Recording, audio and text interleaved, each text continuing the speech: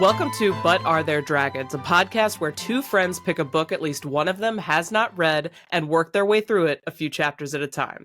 I'm your host, Kritter. And I'm your host, Jess. And we're continuing this adventure with The Two Towers by J.R.R. Tolkien, with me as the resident Lord of the Rings veteran. And me as the Lord of the Rings first-timer.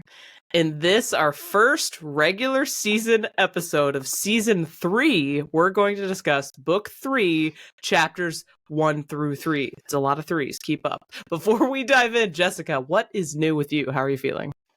I'm good. I'm fresh off of JordanCon, it feels like, still. So, but was really excited to get back into this book. Like the night we got home, I started my reading assignment, and it's good to kind of get back in the groove with Tolkien. Yeah. It was a little alarming. Chapter 1, I was like, who am I? Do I go here? Who's doing what to who? But I'm happy to be back in the swing. How about you? Feeling good. So I started this read.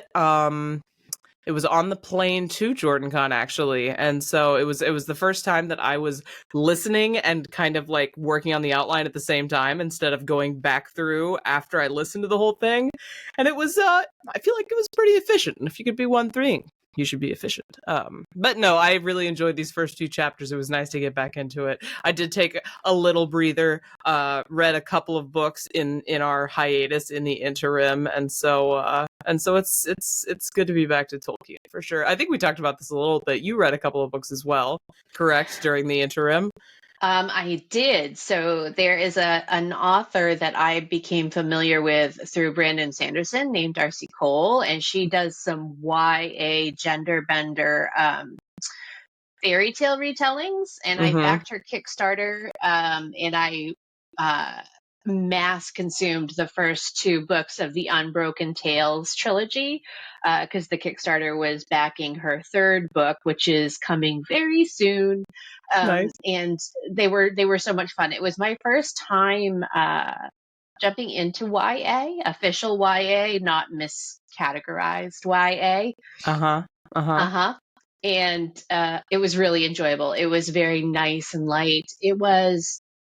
There were still definitely serious themes. It was just a really good palate cleanser for sure. Not to mention fun content all on its own.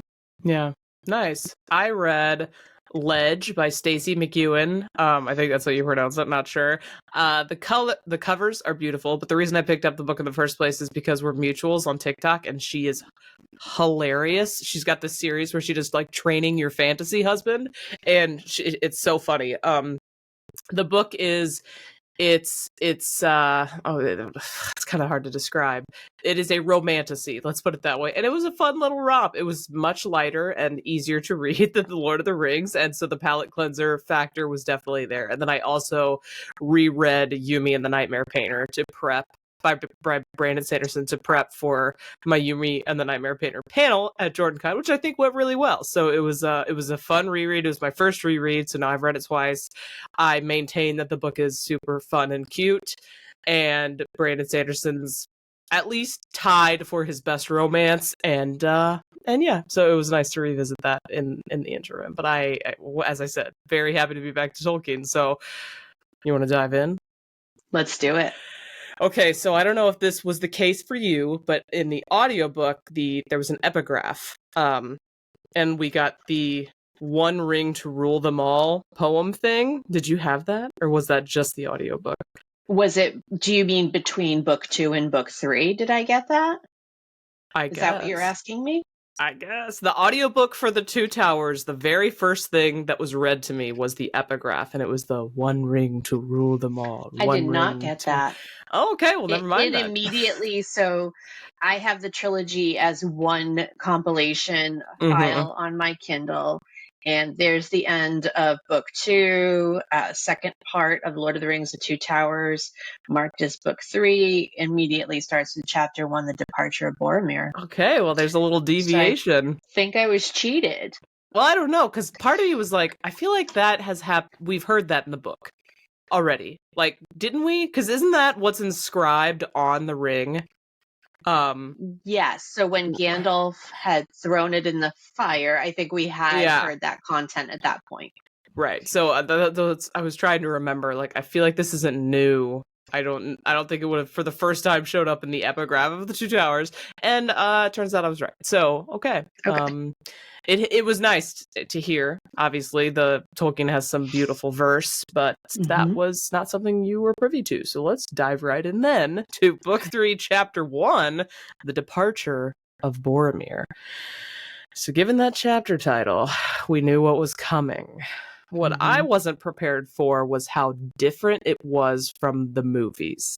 How are you feeling about Boromir's end? I don't know that I don't know that how many books I've read like in a series. So there aren't that many series reads that I've done, really. Mm-hmm.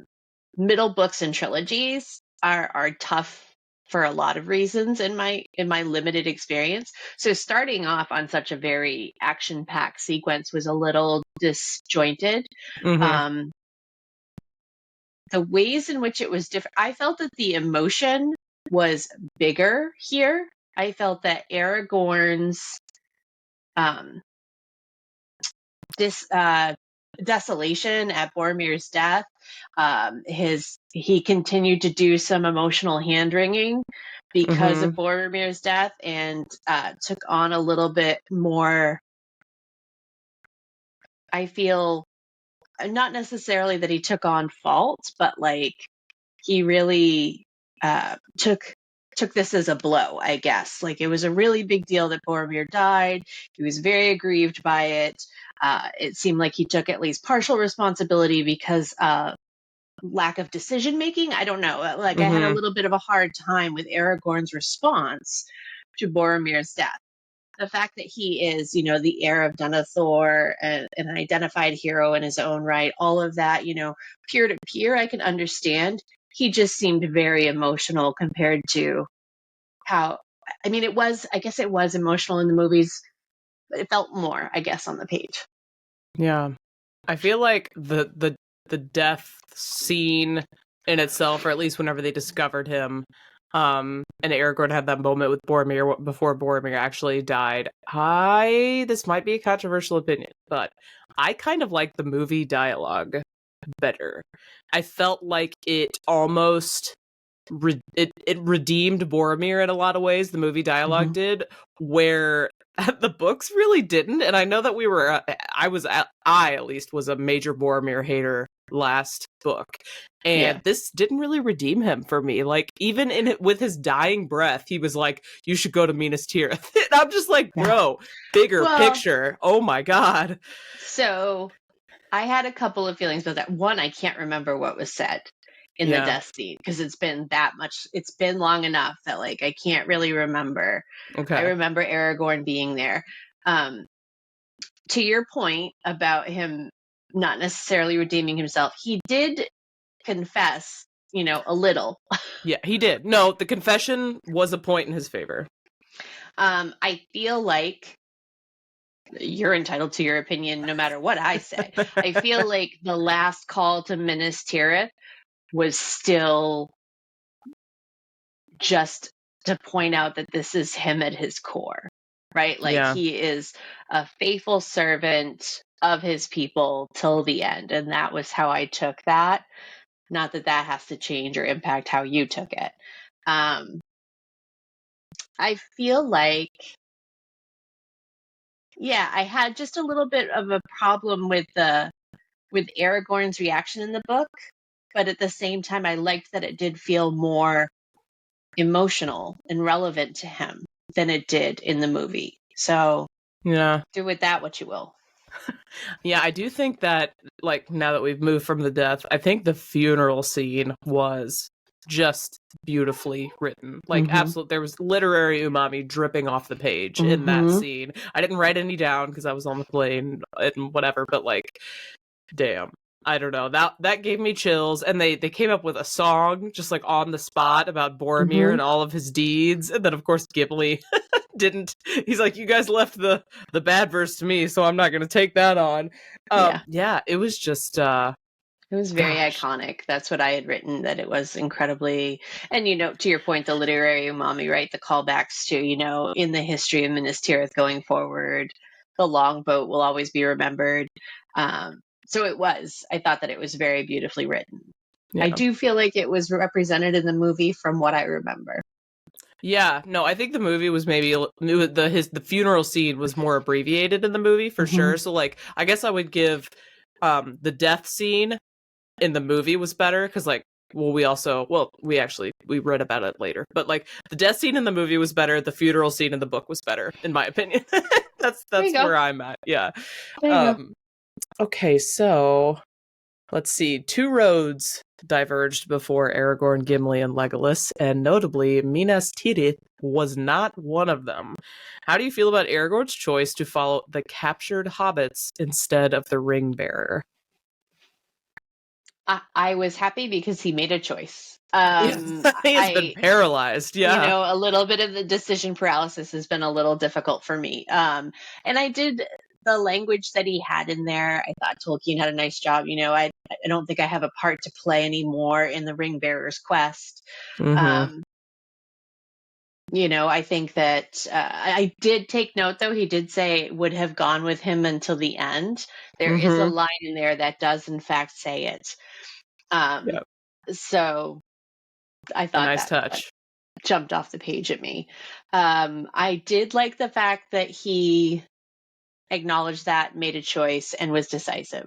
I also only at that moment, though, again, because I'm such a passive reader, was like, oh, right, they don't actually know where anybody is. This is the Scooby Doo mystery of it all. And Yeah. I have to stow what I know and see what they learn on the way to try and figure out what happened to all the hobbits is. Mm-hmm.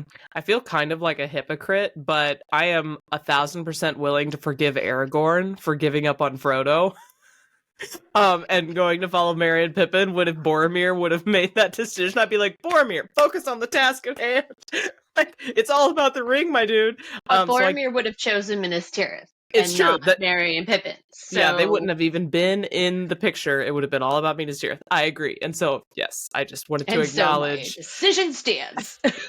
No, I'm happy with this. I think Aragorn made the right choice. It's one of those like no Hobbit left behind situation. I Mhm. think it was the more ethical choice, especially because it didn't take away any agency from Frodo, who had clearly deliberately left them for a reason. And Aragorn kind Mhm. of read the tea leaves like, okay, this is possibly just how it's supposed to be. Mhm. And thankfully Sam is with him, so at least there's that. Yeah. Okay, so this chapter was pretty short, but Mhm. pretty important. Do you have any final thoughts before we move on?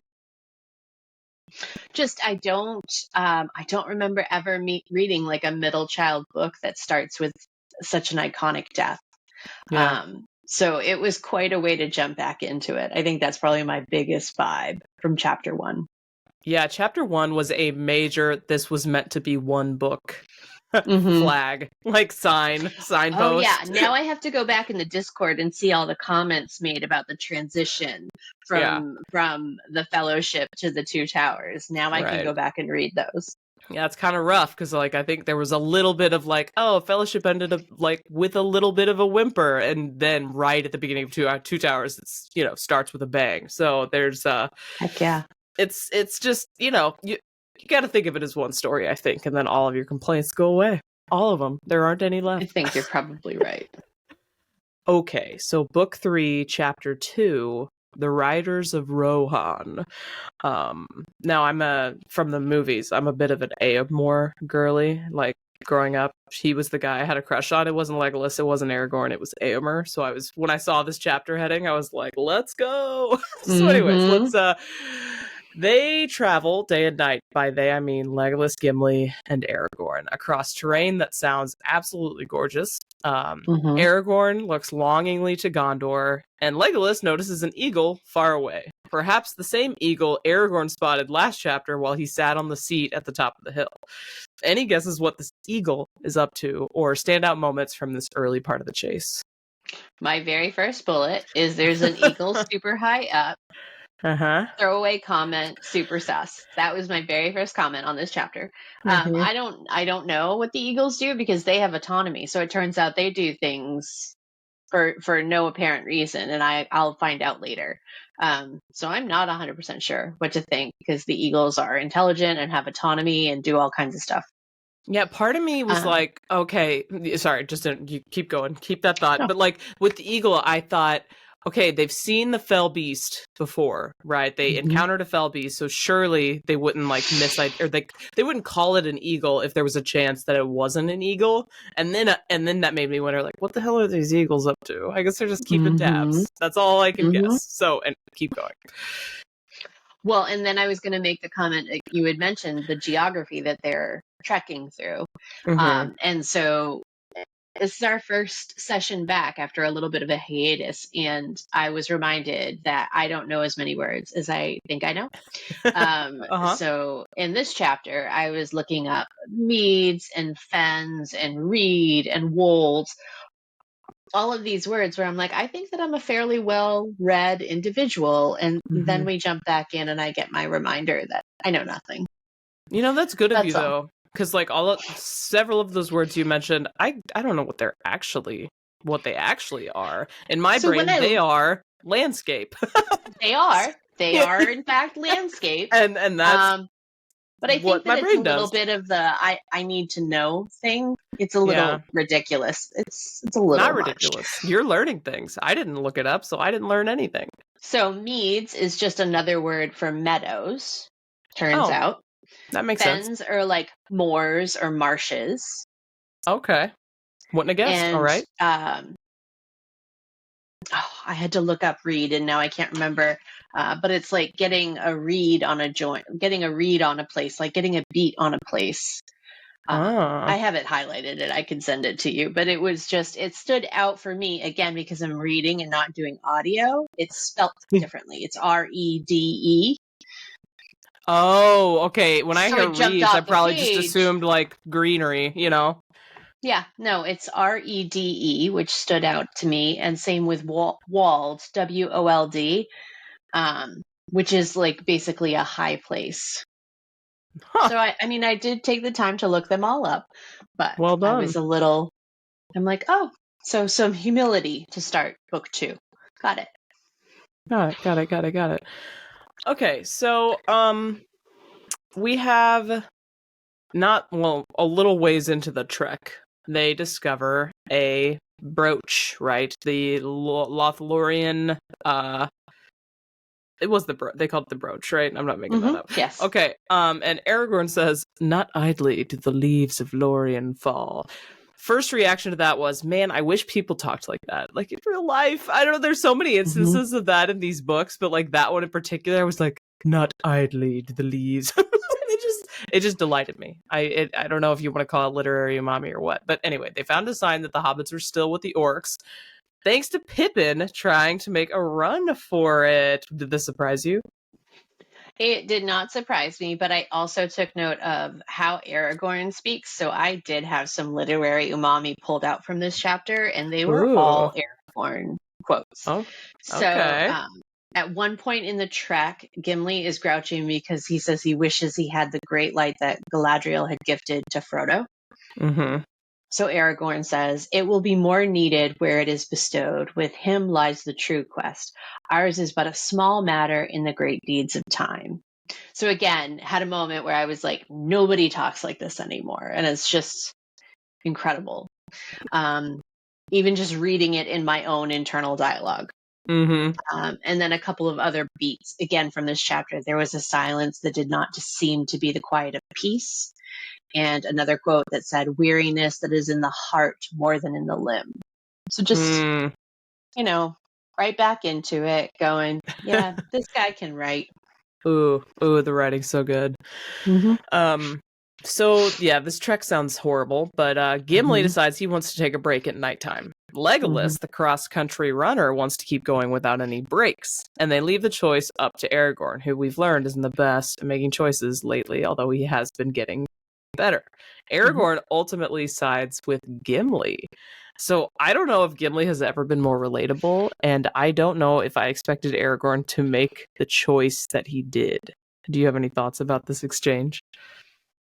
I thought it was good because Legolas, I don't know if you remember this, I kind of remember this moment from the Fellowship where Aragorn had somewhat ceded control to Gandalf, and Gandalf made a call, and Aragorn backed him up as his number two, going, he's the one making the call. Nobody better to lead us through here. And I Mm-hmm. felt like that role shifted to Legolas in this, that they had a dialogue, the three of them as peers. Mm-hmm. Um, Aragorn had a moment where he's second guessing himself, saying essentially nothing's gone right since Argonath, so I'm not sure how to make this call. Yeah. Legolas gave his opinion, Gimli gave his opinion. Legolas said that he would respect the choice once made, and he did. Yeah. Yeah. I felt like Legolas was a bit hasty. Like, I mean, Mm-hmm. I get that an elf can keep going, but you have to take into account your companions. Mm-hmm. And so, yeah, I really felt for Gimli in this exchange, but I appreciated Legolas's willing to follow with whatever Aragorn decided. I think I would have made the same choice, but ultimately, they get to the point where they think they've been left behind, right? They Mm-hmm. can't hear anything really in the ground, but then Aragorn sees a blur in the distance, and Legolas sees horsemen, spears glinting, and counts them to the man, identifying their leader as very tall. So Aragorn sees a blur, Legolas sees everything in HD 4K, no problem. Mm-hmm. So it's times like these that I remember that being an elf is like pretty amazing. Pretty Yeah. awesome. How are you feeling about the chase before the horsemen showed up? This pre-horseman phase. It sounds very discouraging. It sounds very difficult and strenuous, and discouraging, right? You know, the idea of one of them laying with their ear pressed against the ground, just trying to listen for anything that the ground might tell them. Mm-hmm. Also, I thought this chapter did a really good job, to your point, of highlighting the more arcane aspects of being an elf. So there Mm-hmm. are some references that are made or some implications that I made based on things that were said in this chapter. Like, for example, elves don't need sleep the way that men do, and that sometimes it's like they're sleeping essentially with their eyes open. Very D&D, honestly. Very D&D. So I thought that that was neat that those references were in there. Um, Mm-hmm. I did feel like their trek sounded crazy hard. And as we go on in the chapter and we meet the riders, we find out just how long of a trek that is, and that's insane. Yeah. I have it in my outline. We find out they covered 45 leagues in 4 days, which I looked up. And correct me if you looked it up and it was wrong. 135 miles. Is that what you Correct. A got? league is roughly 3 miles, almost a 5K. And so, yeah, I came up with 135 miles divided over 4 days is roughly 34 miles a day. More than a So marathon. the Quite a normal bit more. human, yeah, a human, foot speed is like 3 miles an hour. That's 10 hours at a brisk walk slash jog. That's insane. That's a lot of steps. Way more than a 10,000 step day. Mm-hmm. And again, my heart goes out to Gimli. So Aragorn has some genetic things working in his favor. Definitely Mm-hmm. Legolas does, because of being an elf. Yeah, Gimli and his stubby little legs, I know. the fortitude of dwarves. I, Just one of my props, mad props. one of my favorite lines from the movies is I think it goes something along the lines of dwarfs are natural born sprinters. Very dangerous over short distances. I say that all the Yes. time because I hate long distance running, but I was a actual sprinter in high school in track. Nice. So, all district and 4x1, let me tell you. So I say the same thing all the time when people are like, "Oh, do you like to run for your workouts?" And I'm like, just absolutely not. But I am very dangerous over short distances. Yeah. It's one of my more repeated lines at the very least. There are so many, bangers in the movies, but Yeah. that one comes up all the time. And it just made me think of it, this whole sequence where Gimli is just struggling to keep up and miserable. Yeah. Yeah. Okay, so the people of Rohan Oh, we found out, apparently come from the same stock as the Men of Dale and the Beornings, rather than of Gondor. Did that surprise you? Absolutely, it did. I highlighted it immediately. I'm like, Bjornings, I know what those are. Uh-huh. And the Bardings of Dale, I'm like, holy smokes, I know who these players are. Yep. I had the same thing where I knew that they were like different or like they came from somewhere else or whatever, but I had completely forgotten where. And the fact that we're fresh off The Hobbit, more or less, and it's like the Hobbit people we've talked about in The Hobbit, and that's who they are. That it was kind makes of me cool. feel better though, because I remember thinking that they seemed very tall without context in the movies, and now I understand because Bjornings are tall. You know, Yeah. Born was very big, and I assume his offspring also was. Yeah, and they said the leaders, like Eamor, like the first one of the only descriptors that Legolas gave before they showed up is that he was tall. And yeah, so they're just big dudes, which is so fun. I might be saying it wrong because I've been saying Eamir. Oh, well, I say Eamor. I don't think it really matters deeply. You can follow your heart when it comes to pronunciations. I think we're pro whatever pronunciation you want on But Are There Dragons? I am a big fan of Carl Urban as Amir, so same. Put that out there to second your vibe. Yeah, he was my Lord of the Rings crush. Not gonna lie. Rightly so. Okay, so the interaction with the Horse Lord started pretty tense until Aragorn pulled the I'm Legend card. Do you think the trio handled that whole exchange well? I'm curious to see. I had trouble picturing it, but I did love the fact that the narrator made a point of saying Legolas and Gimli were taken aback to see Aragorn behaving in that manner. But I kind of liked it. I was like, oh, he's feeling himself. Okay, let's go with it. Yeah. And it's the first time he's actually given all of his names. So it was very like, I am Daenerys, mother of dragons, whatever, like breaker of chains, the whole sequence. Yeah. And this is Steve. And I am Gimli. Just kidding. Gimli, son of Glowin. He's got a lot of stuff too. Yes, he does.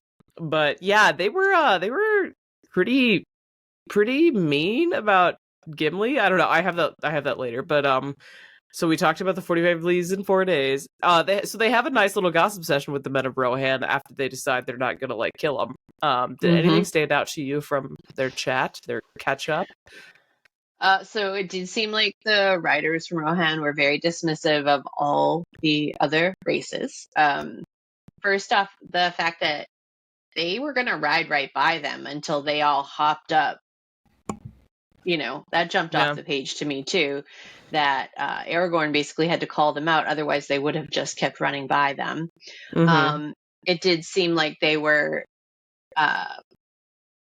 just really dismissive of other races. And the Galadriel slander triggering Gimli was pretty hilarious. So one of the writers protested him being lent a horse, which I was like, excuse me? Like, Legolas was fine, but not Gimli. But then Legolas, bless his heart, solved the problem by letting Gimli ride behind him.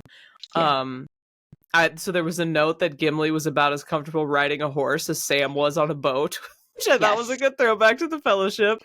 And then, Gimli reminded the men of Rohan eventually that they had some lessons to learn about Galadriel. So his being like super defensive about her was kind of delightful. So the men ride off, right? Any thoughts about them before we continue? So this piece in particular gave me a lot more insight into the current landscape in Rohan right now than I had from the movies, because I had no idea. I have some preconceived notions about what we'll expect when we meet the king and everything, obviously.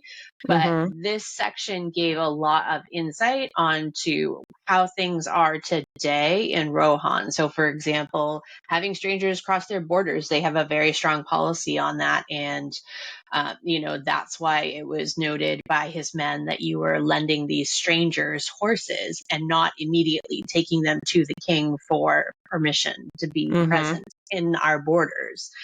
So that I kind of feel like speaks volumes to the political landscape at play. Another thing that I had here, so Éomer winds up sending the bulk of the riders away so that he could have a private conversation with a little bit more frankness, to have a little bit of a more real conversation. And I thought that was good. We find out that Gandalf's out of favor. We find out that it's a lie that they are providing horses to the Dark Army, which I immediately took note of because I was like, okay, so the horses as tribute is a lie. But isn't it funny that even as a lie, it was just as effective as if it had been true? Because it's still so dissent and doubt. So that really, stood out to me. They were talking about, and again, the horse girl in me, right? Like, I'm a retired horse girl. The story about how one side of a story about how Shadowfax and Gandalf came to be in company together, and that whatever went down, the king is not happy about. Shadowfax seems to be a self-aware entity, so I assume that Shadowfax goes where Shadowfax chooses, and so therefore wouldn't have gone with Gandalf just because Gandalf bid him so. Right. So I thought that was funny. And then immediately after that, they were talking about how the Dark Armies are coming over their borders and stealing black horses from mounts. And that just fired me up all over again. Like, just got me really mad at them. Fighting words. You don't steal horses, bro. It's not cool. I was so in New intrigued. Hampshire, you can still be hung for stealing horses. Oh, that's such a fun fact. That is a really fun fact. Yeah, when I found out that the horse thing was a lie, or at least Éomer thinks that the horse thing is a lie, of course, because I'm not going to believe, I don't believe anybody. Right. I don't know who has the actual truth. Maybe not Éomer.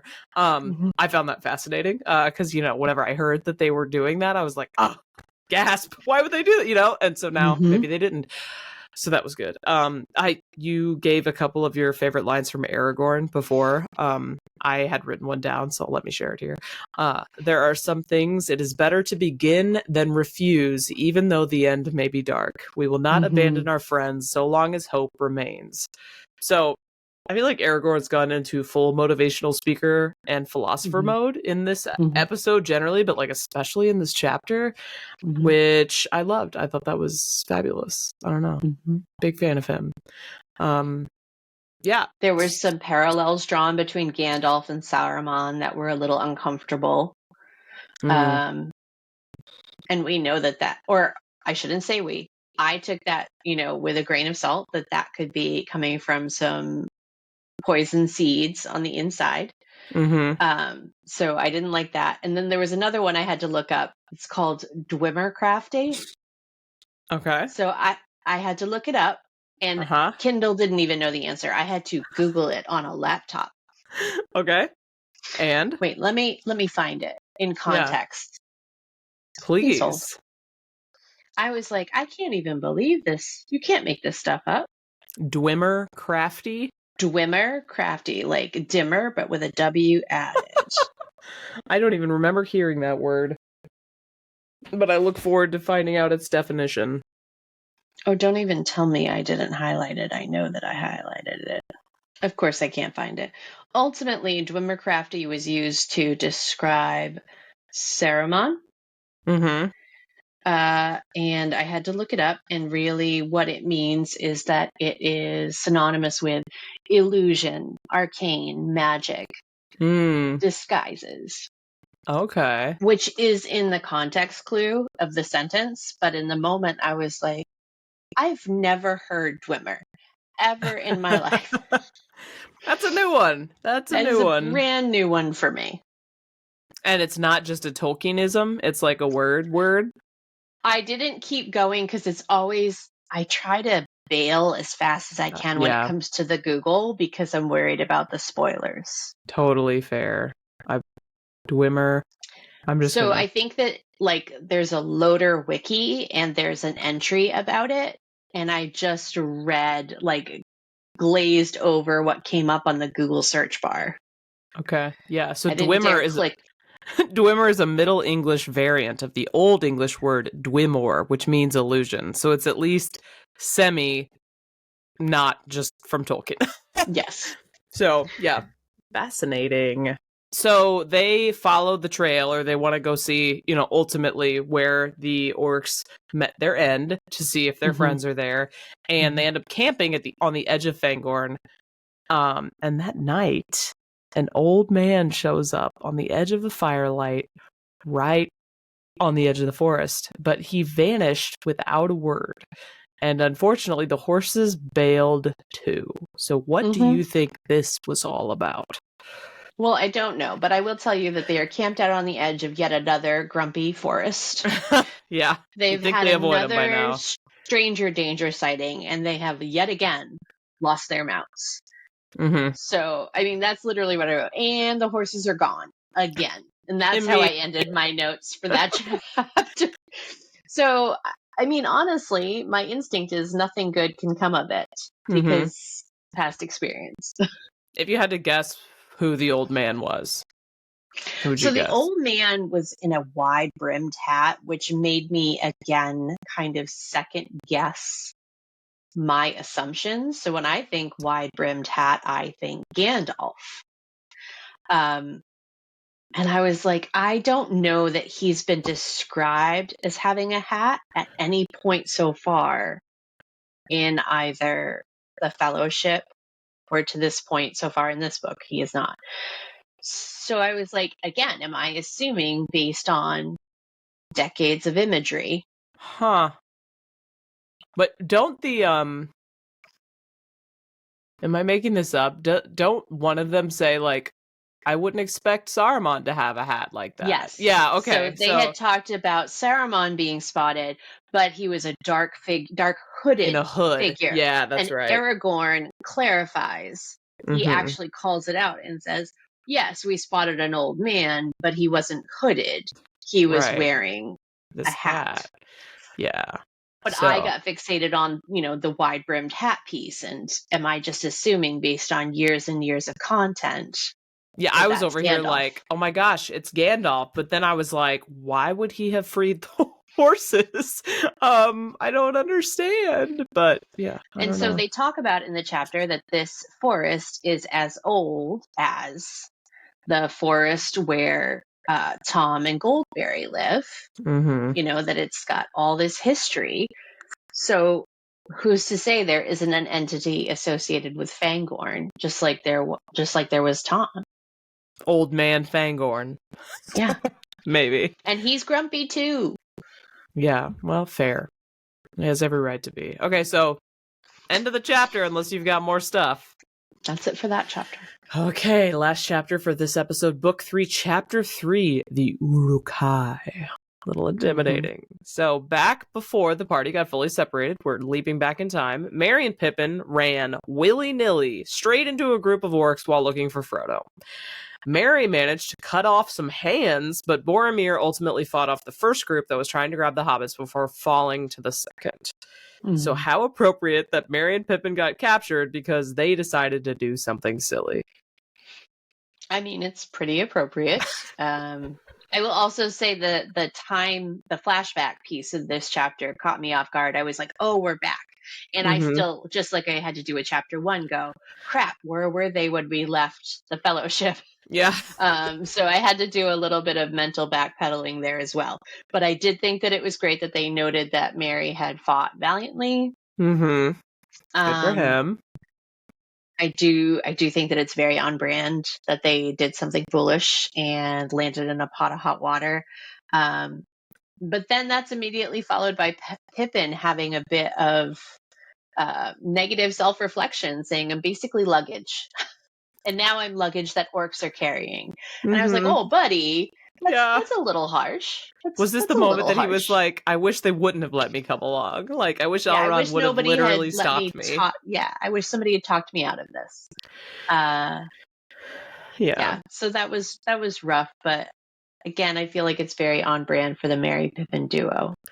I agree. But then, so the two weren't all silliness. Once we catch up to them ahead of the trio, Pippin ends up risking it all to leave a trail for any who might be following. But then once again, he despairs, thinking, well, they're probably just following Frodo, not him. Do you have any thoughts about the sequence? Pippin risking it all? I think that it goes to show Pippin's resourcefulness, honestly. Like, there's nothing. I think that it's eminently relatable to despair, but still just keep trying. Like, I can relate. I think that if I were in a similar situation, I would think the same thing, because at least some of us left going, that quest is the eminent quest. Like, that quest is the priority. So I would also assume that Frodo is the priority over me. But that doesn't mean that I'm not going to try to keep coming up with ways to, if there is someone trailing us, hopefully get us out of this mess. Help us get out of this mess. Right. Yeah. I was proud of them. I was proud of Pippin. So we get a lot of orc talk in this chapter for the first time, I think, except for like the goblins, I guess, in The Hobbit. So I just want to say that Andy Serkis nailed the audiobook version. Like, different voices, so guttural and unpleasant, but perfect. How was your experience reading the orcs? It was challenging. Really? So they blended together a bit, kind of like when I read the Trolls, honestly. I will say, though, that going out of chapter 2 into chapter 3, you start hearing that there's more than one kind of orc. And so trying to catch on, I did go back and reread some of the different things because, trying to keep track. Orcs and goblins aren't that different, is my understanding. Also, one of the few things that I took away from I'm not going to participate in the Lord of the Rings movie fighting that happened 20 plus years ago, was that there's something about the way that Uruk-Hai are represented in the movie that book fans don't appreciate. And I believe that it's because, like, Saruman created them out of the ground or whatever, but I'm not sure. Oh, yeah. So when I saw that we were meeting the Uruk-Hai and that they have the white hand of Saruman, like they are in fact a creature of Saruman, I took note of that because I wanted to see how they're different, possibly from the way that they're depicted in the movies. Yeah. But, you have, even in this chapter, they keep referring to the Isengarders, the Northerners, who are, essentially the goblins that came out of the mines and stuff. And then the other band, which I now have forgotten the name of, but they come from like Lombors or something like that. Yeah. It's so, like Sauron's orcs and Saruman's orcs. And they have different orders. Okay, so we're back after, some snafus and some fun. Yeah. If you're watching the video on YouTube, you can see that my headset has changed, and we have reverted back to, airline pilot circa 1985. Which Air Stewardess Kritter is a whole vibe, so you should probably check it out on YouTube. I'm not gonna lie. But regardless, we were talking deep stuff about different tribes of orcs, and we had talked about how the Uruk-Hai are Saruman's creature. That's the significance of the white hand emblem, and that it sounds like they're getting orders from different people, or at least their orders are not the same. So therefore, they can potentially be serving different purposes. And I think that at that point, I would kick it back to you, Kritter. Yeah, I just love I love the bad guys aren't all doing the same thing for the same reason. I don't want to call it a trope. I just love when that's the case in the story. Because even though Tolkien is very black and white in the good versus evil realm, it's still nice to know that, like, there's multiple kinds of evil, I guess, basically. And they are going to have different motivations, so that tracks for me as a reader. Yeah. So we talked about orc talk. I created a stupid thing that I want us to do, and I asked you to have some dice with you, and so that's what this is. We are going to create our very own orc names. Oh boy. Yes, and I will share this on our socials after this episode airs, but there are two ways to do it. Basically, for your first syllable, you can either roll a d12 or use your birth month. And since I had you get out your dice, we're gonna do the dice, and then if we don't like our names, we could do it the other way. And then for the second syllable, we'll be rolling a d20 until you get 1 through 16, or you'll use the first letter of your first name. So let's start with our first syllables, which is a d12. Okay, whenever you're ready. Got my shiny, sparkly d12. I love it. Yeah, mine is similarly sparkly. It's actually dragon scale, which is appropriate for the podcast. Nice. I am rolling in my green dragon in rolling tray. Oh, there we go. Love it. All right. Rolling. What did you get? I got a 9. Okay. So your first syllable is snag. And I got a 4. So my first syllable is golf. Okay. Golf or gulf? Golf. Golf. Golf. Don't worry about it. Okay. And then for the second syllable, we will roll a d20 until we get 1 through 16. Until we get anything between 1 and 16.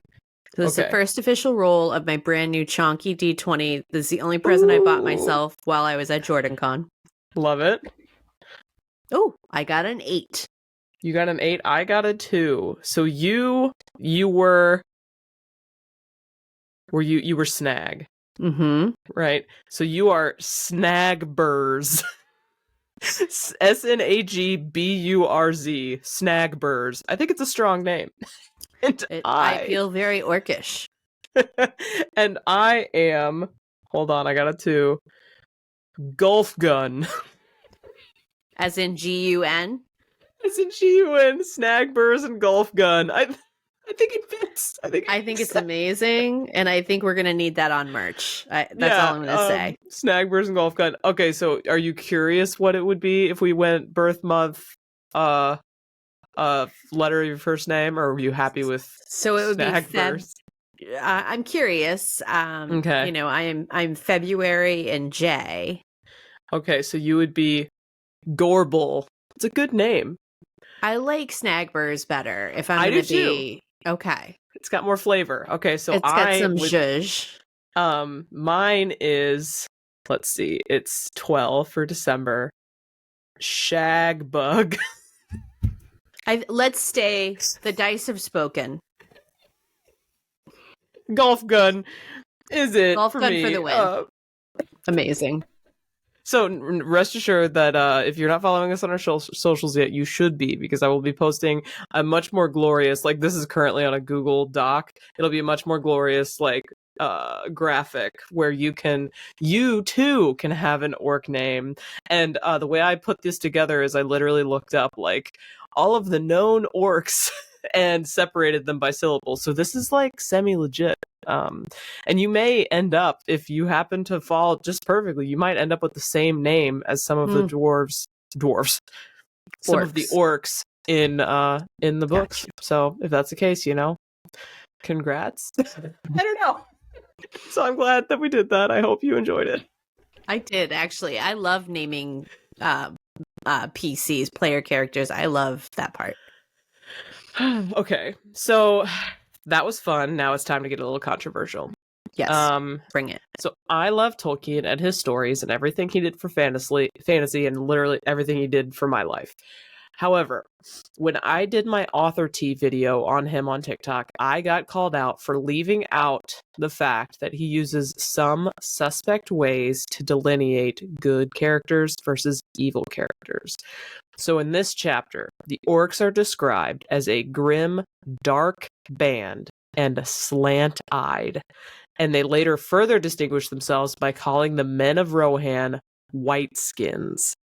Did you read anything into that? I did. I think that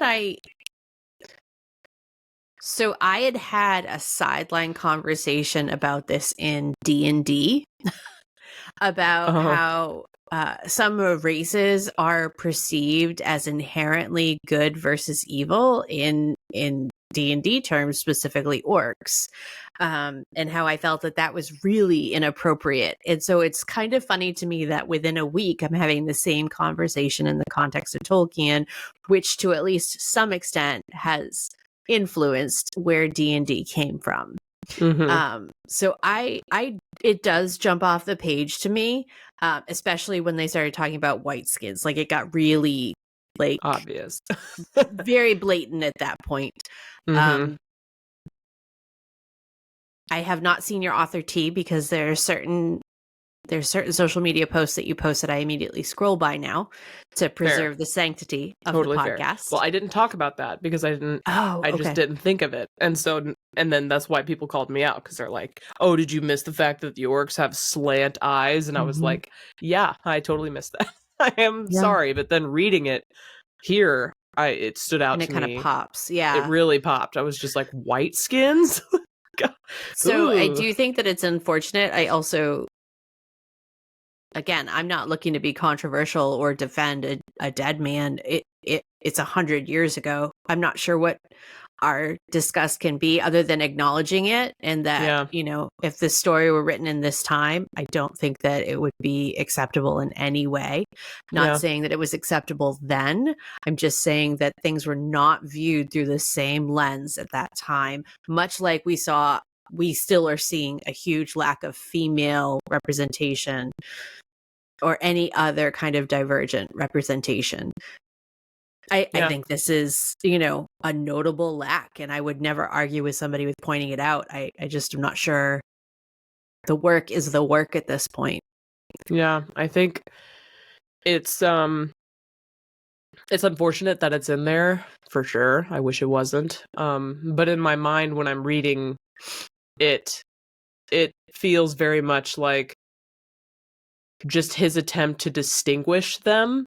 And it's just unfortunate that, like, for him, the heroes were going to look like him. And so in order to distinguish from that, he chose the opposite skin tone and different shaped eyes. And those things happen to align with real world people. And yeah, it's sad. I agree with you, though, just based on everything, all of the attitudes that it seems like he has and that he puts into his books. It does feel like in this day and age, were he writing now, it wouldn't be the same. But but that's not how it was 100 years ago, and so this is how it is, unfortunately. So I just wanted to bring it up because I'm not gonna ignore it.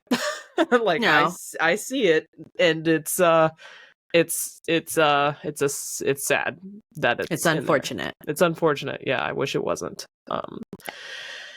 Okay, controversy over a little bit. Okay, so the men of Rohan create a disturbance while the orcs are camped for the night, and Grishnak, one of Sauron's orcs, turns up to harass Merry and Pippin because Saruman's orcs were, for the most part, taking over their care or whatever.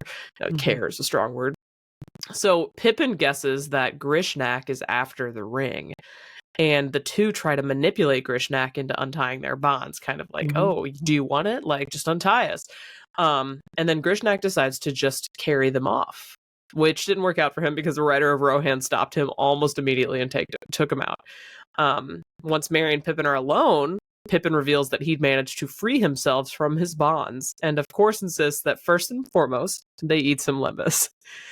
So Pippin really impressed me this chapter. How are you feeling about him? I was blown away by this section. I thought it was incredibly intelligent. I thought that he did an incredible job, and that when they were baiting him, they even said like Gollum, like that's intense. So I thought that was brilliant and sly. And them eating the limbus is just very magical, and essentially infers that it restores your soul and not just your constitution. I thought that was wild. Something else that happened in this chapter right before here, though, is them doing like orc healing on them. Not necessarily healing, but gave them like orc medicine, which I thought was wild for them to have their own home remedies or whatever, whether it's magical or not. That was kind of wild. They mentioned that Merry was going to have a brown scar on his forehead forever from whatever mud they had put on him to heal his head wound. Just wild. And then the drink that like woke them back up, and fiery in the belly, but made him cranky. Yeah. And then the contrast of that is that the Lembas was more soothing to their souls and made them feel better. Right. Big difference between the elves and the orcs, turns out. Yeah. So Merry and Pippin ultimately flee into Fanghorn Forest, and as the day dawned, the men of Rohan finished off the orcs with Eomer. I love this autocorrect. It keeps autocorrecting Eomer. This time it's Elmer. With Elmer taking out Ugluk, the head of the Uruk-Hai, sword to sword. So according to our narrator, no news of the raid came ever back to Mordor or Isengard, but the smoke of the burning rose high to heaven and was seen by many watchful eyes. Did you see that last part as Sure did. creepy? Yes. Creepy? So okay, who's watching? Eyes?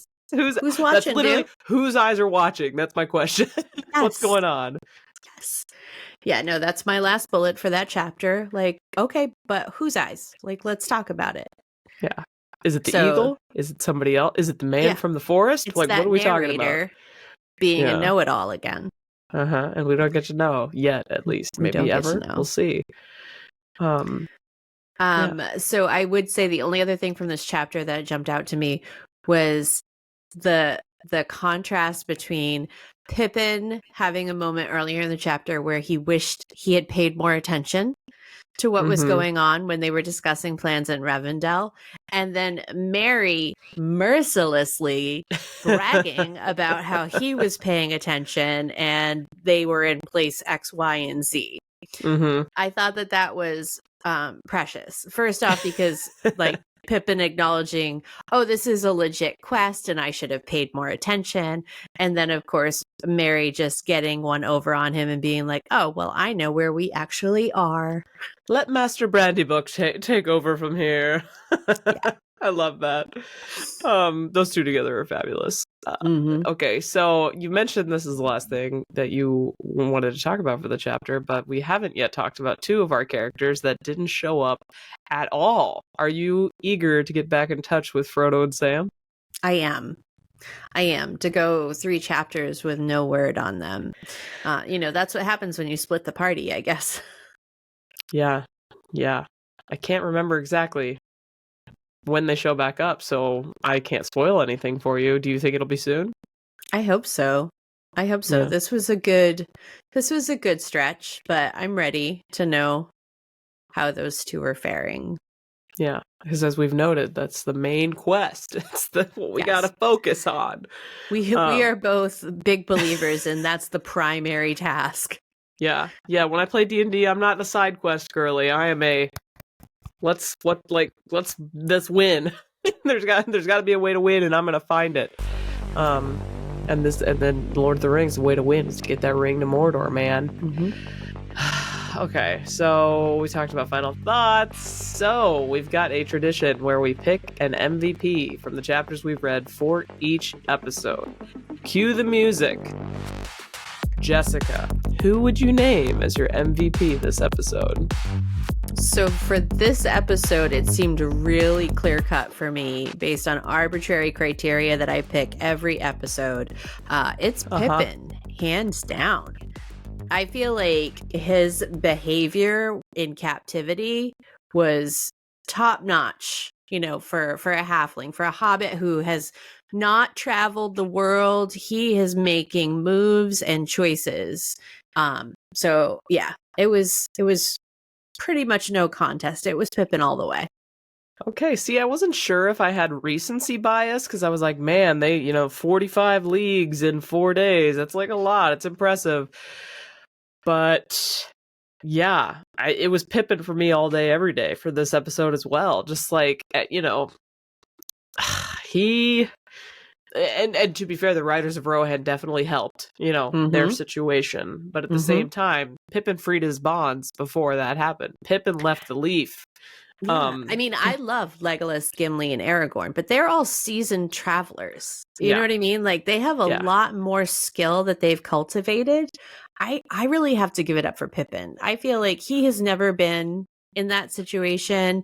He's battling the inevitable heartbreak of, holy smokes, we might not get out of this. There might not be anybody coming for us. And he's still making moves and making stuff happen. So I feel like that's a real thing that needs to be acknowledged. Okay. Well, it's unanimous. Pippin for the win, for the MVP this episode. If you are listening or watching, let us know in the comments or on Discord who your MVP was this episode, because I'm curious if you want to give it up for the cross-country runners or the riders of Rohan, because they did some stuff. But for us, obviously, it was Pippin. Yeah. We always want to hear what you guys think. For sure. So that's going to do it for episode 1 of season 3. So we're going to ask you all to read for next week, chapters 4 and 5. So thank you very much for tuning in to episode 1, season 3 of But Are There Dragons? And it's brought to you by your hosts, Jessica Sadai and Kritter XD. Please don't forget to follow us at But Are There Dragons on YouTube, Instagram, and TikTok, and But Dragons Pod, just 1T, on X. You can also find your host on social media as Kritter XD and Shelf Indulgence. That's it for today. We're going to continue to workshop catchphrases through season 3, so let us know on social media how you feel about this one. In the words of Éomer, farewell, and may you find what you seek. Return with what speed you may, and let our swords hereafter shine together. Bye. Huzzah. Bye.